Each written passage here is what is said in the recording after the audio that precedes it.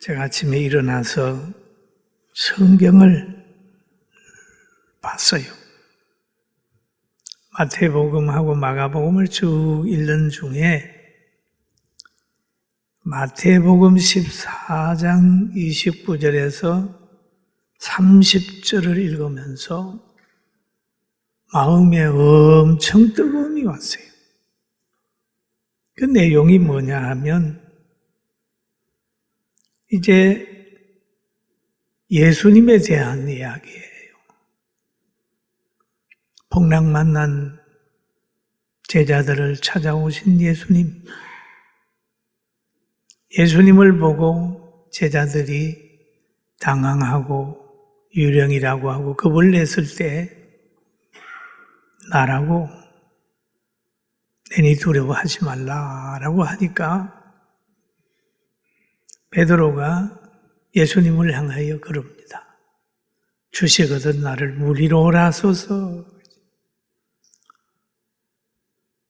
그런데 그 말을 듣고 예수님은 와 그랬더니 예수님 베드로가 뛰어내려서 무리로 걸어서 예수님께 가고 있는 거예요. 걸어갈 수 없는 그런 상황입니다. 그런데 주님을 바라보고 갔을 때는 무리로 걸어갔어요. 조금 가다가 바람을 보고 두려워하니 무서워 빠져가는지라. 이 말씀을 읽는데 가슴에 확 들어. 우리가 신앙생활 한다고 하다가도 우리 앞에 일어나는 크고 작은 문제를 보면서 그 환경에 점점 빠져들어가고 있습니다. 제가 오늘 설교하는 서론에 이 말씀을 얘기하겠습니다. 여러분 지금 뭘 보고 계십니까? 혹시 환경 보고 지금 두려워하고 계시지 않나요? 질병에 붙잡렸는데 그 질병만 보고 지금 좌절하고 있지는 않나요? 어려운 환경을 보고 그 어려움 때문에 지금 점점점 심령에 행복보다는 두려움이 쌓이고 있지는 않나요? 이제는 예수님 바라보고 힘을 가집시다. 아멘. 예수님을 바라보자고요. 예수님을 바라보자. 예수님을 바라보면 마음이 열리잖아요.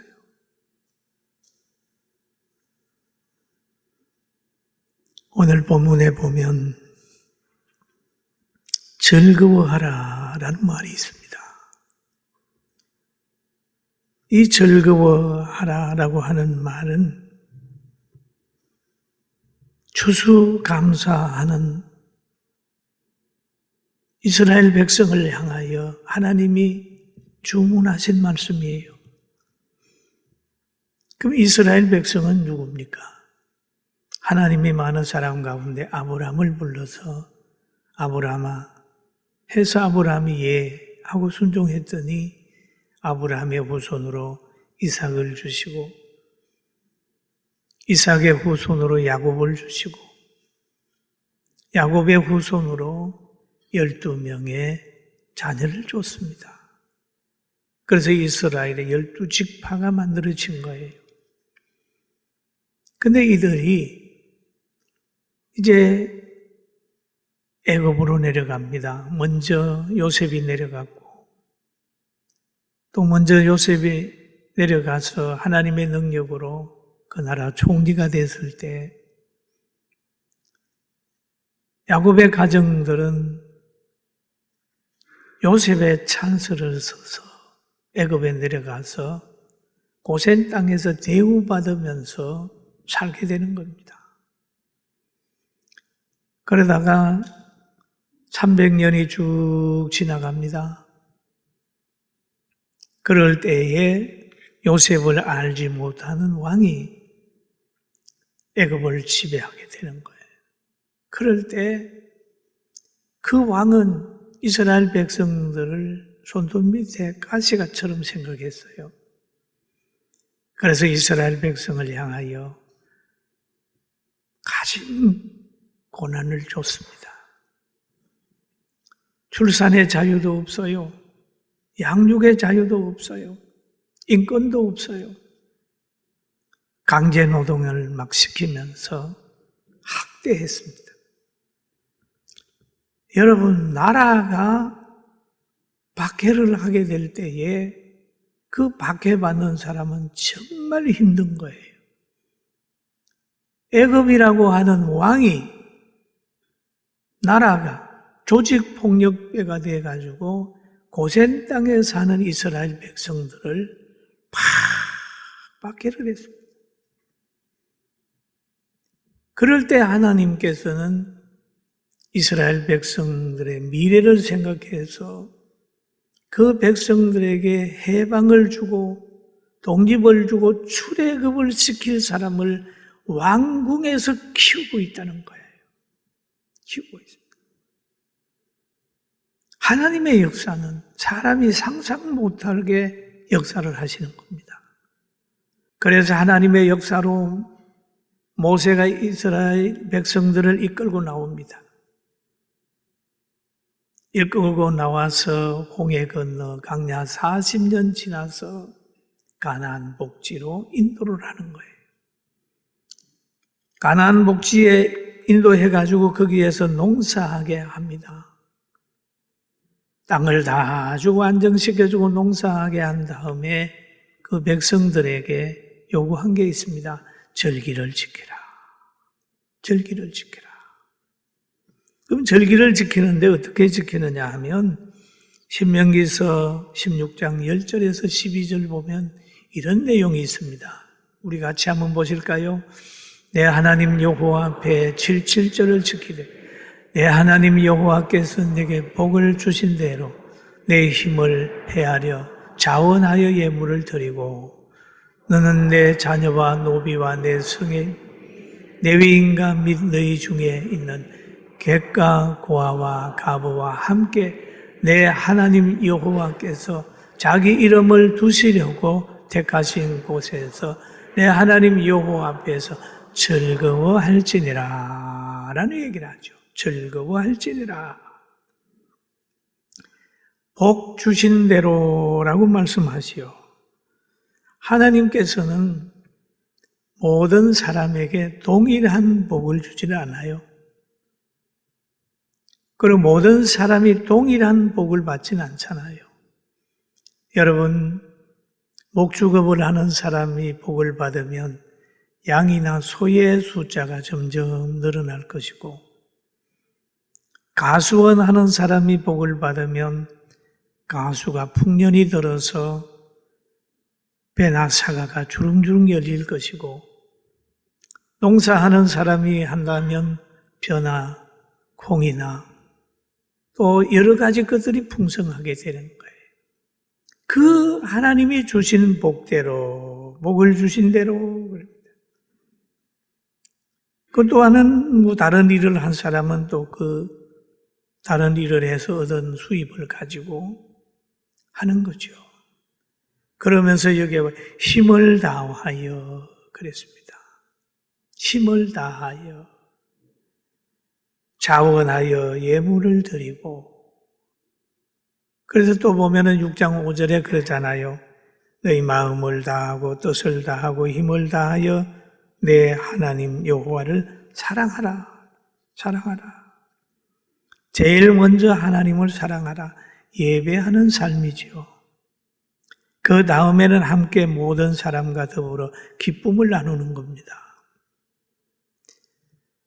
저는 이렇게 신앙생활 하면서 뒤를 쭉 돌아보면 제가 믿는 가정에 태어나지 않았기 때문에 어려서 부모님의 신앙생활 하는 걸 못 봤어요. 그래가지고 가정의 기독교 문화에 대해서 몰란 거예요. 그러나 예수 믿고 나서 지금 점점 가만히 보니까 참 예수 믿는 가정에 태어나는 게 굉장히 행복이에요. 성경에도 보니까 절기를 지키라고 하면서 그런 말을 하고 있습니다. 너와 내 자녀와, 그러거든. 너와 내 자녀와, 노비와 너의 성중에 있는 레위인과 및 너희 중에 있는 객가, 고아와 가부와 함께 내 하나님 여호와께서 자기 이름을 두시려고, 이거는 성전이잖아요. 택하신 곳에서 내 하나님 앞에 즐거워할지니라. 즐거워. 여러분, 추수감사절은 즐거운 날이에요. 할렐루야. 따라요. 즐거운 날이다. 즐거운 날이다. 그런데 믿음이 없으면 부담스러운 날이 됩니다. 왜? 추수감사 연보를 해야 되는데 돈이 없거든요. 부담스러운 날이에요. 그러나 하나님을 믿는 믿음을 가지게 되면 즐거운 날이에요. 이 즐거움이 나만의 즐거움이 아니에요. 고아도 즐거워해야 되고, 가부도 즐거워해야 되고, 객도 즐거워해야 되고, 레위인도 즐거워해야 되고 그럽니다. 왜? 수확한 것을 나누라 하는 거죠. 나누어 섬기라. 사실 추수감사절을 맞이하면 우리가 많은 연보가 드려지고 그러면 고아원도 돕고 이탈 주민도 돕고 가난한 사람도 돕고 그 다 도와야 되는 거예요. 과거에 같으면 막 떡을 엄청 해가지고 동네 막 돌리고 그랬어요. 근데 이제 나누는 문화가 점점 줄어졌고, 원래는 코로나19로 통해서 나눈다고 하는 게 좀 어려워졌습니다. 그러나 우리 교회에서는 성민원을 통해서 나눔의 사역이 계속될 줄로 믿습니다. 할렐루야. 즐거워하라. 즐거워하라. 그 다음에 또 즐거워하면서 어떤 마음을 가져야 되냐 하면 신명기 16장 12절에 너는 애굽에서 종되었던 것을 기억하고 그 규례를 지켜 행할지니라 라고 얘기를 합니다. 종되었을 때를 기억하라. 너희 조상들이 종되었을 때에 당한 어려움을 기억하라는 거죠. 지금 가나안에 사는 사람들은 애굽을 경험하지 않았습니다. 우리 젊은이들이 6.25를 경험하지 않았듯이 우리 젊은이들이 일제 36년 동안 그 서러움을 경험하지 않았듯이 그들 역시도 애굽의 종되었던 그런 삶을 경험하지 않았어요. 그런데 그 역사로 가는 것이요. 그걸 기억해라. 기억하라. 그러면서 땅 주심에 감사하고 신앙의 자유 주심에 감사하고 제사 드릴 수 있는 환경 주심에 감사하고 객가와 고아와 가부와 함께 어울려서 기뻐하라고 하는 말씀을 주신 것입니다. 그렇다면 우리는 어떻게 해야 될까요? 우리 민족도 우리 교회들도 초대교회의 어려움을 생각하고 일제의 36년 동안 신사참배하지 않으려고 하다가 순교한 분들, 어려움 속에서도 신앙 양보하지 않고 예배드리면서 우리나라의 정신문화를 지탱해 왔던 교회, 그것도 기억해야 되고 6.25 폐허가 되었을 때 가난하고 힘들고 어렵고 보릿고개 넘어왔던 우리 조상들도 기억하면서 하나님 앞에 감사하면서 영광을 돌려야 합니다. 할렐루야. 감사해야 돼요. 종되었던 것을 기억하라. 바른 역사관을 가져라는 거예요. 이스라엘 백성들에게 얘기를 하는 겁니다. 그래서 그 백성들이, 그 민족들이 조그마한 나라를 가지고 있어도 지금 세계가 못 건드리는 그런 정신력이 있어요. 사랑하는 성도 여러분, 우리가 하나님을 의지하고 예수님 바라보면 여러분이 가는 곳곳마다 하나님의 영광이 나타나고 아무도 여러분을 또 우리를 대항하여 싸울 자가 없습니다. 할렐루야. 싸움을 걸어오면 우리가 이기는 거죠. 이길 수 있어요. 그리고 또 성경에 보니까 절기를 지킬 때에 너희 자녀와 노비와 함께 즐거워하라라고 하는 말씀을 하고 있죠. 함께 즐거워하라라는 말이죠. 함께 즐거워하라. 내 하나님 여호와께서 택하신 곳에서. 그러면서 여기에 그런 말을 하죠. 내 모든 소출과 내 손으로 행하는 모든 일에 복 주실 것이니 라는 얘기를 합니다. 절기를 잘 지키면 너가 손으로 하는 일에 복 주실 것이니 라는 얘기입니다. 올해 복만 받은 게 아니라 내년에도 복 주실 것이니, 너희가 절기를 지키면 내년에도 복 주실 것이니, 계속해서 복 주실 것이니 너는 온전히 즐거워하라 라고 말씀하셨습니다. 여러분, 하나님이 우리에게 복 주실 것이라고 했으니 복 받을 줄로 믿게 되길 주의 이름으로 축원합니다. 그런데 여러분, 복은 받는 것도 중요하지만은 복을 누리는 것이 더 중요합니다. 풍년이 됐다라고 좋아하는 것보다 풍년을 맞이해서 누려야 되거든요. 성경에 보면 그러잖아요. 미련한 부자가 그럽니다. 야, 나는 복을 많이 받았네. 풍년이다. 곡간을 헐고 다시 짓자. 많이 쌓아놓자. 내 영혼아, 참 평생 먹을 것이 있으니 너무 좋다라고 하는 얘기를 신약에 와서 얘기를 하잖아요. 그런데 그 뭐라 그럽니까? 하나님이 오늘 저녁에 너의 영혼을 데리고 가면 그 누가 것이 되겠냐? 그 어리석은 부자지요. 여러분, 하나님께서 주신 복을 하나님의 의도대로 잘 이웃과 나누고 모든 복이 복되게 하고 건강이 거룩을 겸비하고 복이 이웃의 행복을 만들어준다고 할 때 하나님이 더 복을 주는 줄 알고 하나님께 영광을 돌리는 우리 모두가 됩시다. 할렐루야.